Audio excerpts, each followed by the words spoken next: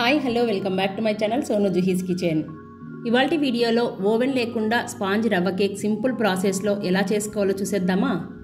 ఇంట్లో ఉన్న వాటితోనే ప్రతి ఒక్కరు చేసుకోగలిగేంత ఈజీగా బేకరీ స్టైల్లో ఎగ్లెస్ రవ్వ కేక్ రెడీ అయిపోతుంది. చాలా అంటే చాలా బాగుంటుంది. తప్పకుండా మీరు ట్రై చేసి చూడండి. ఈ కేక్ చేసుకోవడానికి వితౌట్ బీటర్ వితౌట్ బటర్తో చేసుకోబోతున్నాము. బీటర్ లేకుండా ఈజీ ప్రాసెస్లో ఎలా చేయాలో చూపించరా. ఇప్పుడు దసరా హాలిడేస్ కదండి, పిల్లలు ఇంట్లోనే ఉంటారు. ఇలా ఒకసారి ట్రై చేసి చూడండి, హ్యాపీగా ఎంజాయ్ చేస్తారు. బిగినర్స్కి అర్థమయ్యేలా కప్పు కొలతలతో ఈజీగా చేసి చూపిస్తున్నాను. తప్పకుండా మీరు ట్రై చేసి చూడండి. మరి లేట్ చేయకుండా వీడియోలోకి వెళ్ళిపోదామా. ముందుగా ఒక మిక్సీ జార్ని తీసుకొని 1 కప్పు బొంబాయి రవ్వ, వీటిని సూజీ అని కూడా అంటారు, 1/2 కప్పు పంచదార. స్వీట్ అనేది పర్ఫెక్ట్గా సరిపోతుంది, ఇంకా ఎక్స్ట్రా యాడ్ చేయాల్సిన అవసరం లేదండి. 2 ఇలాచీ వేసి గ్రైండ్ చేసుకోవాలి.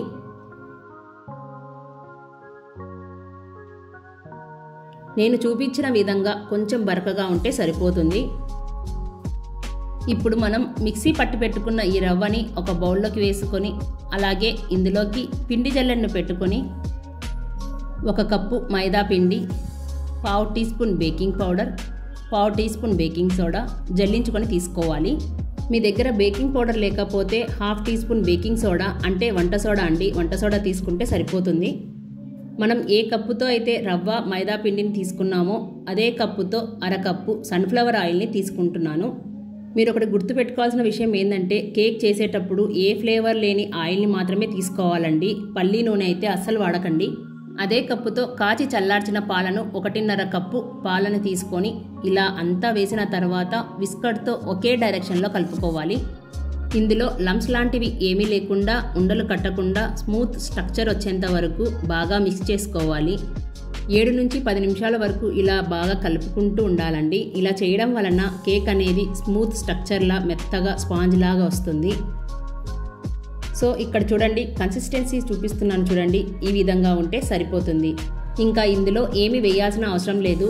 బ్యాటర్ నేను చూపించిన విధంగా వస్తే సరిపోతుంది. మనకు కేక్ బ్యాటర్ అయితే రెడీ అయిపోయిందండి.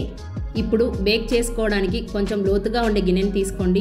ఇంట్లో ఉండే ఏ గిన్నె అయినా పర్వాలేదు. నేనైతే బేకింగ్ టిన్ని యూజ్ చేస్తున్నాను. ఇందులోకి 1 టీ స్పూన్ నెయ్యిని కానీ ఆయిల్ని కానీ అప్లై చేసి 1/2 టీ స్పూన్ మైదా పిండిని వేసి గిన్నె మొత్తాన్ని అప్లై చేసుకోవాలి. ఈ విధంగా మైదాని అప్లై చేసుకోవడం వలన కేక్ ఈజీగా డిమోల్డ్ అయిపోతుంది.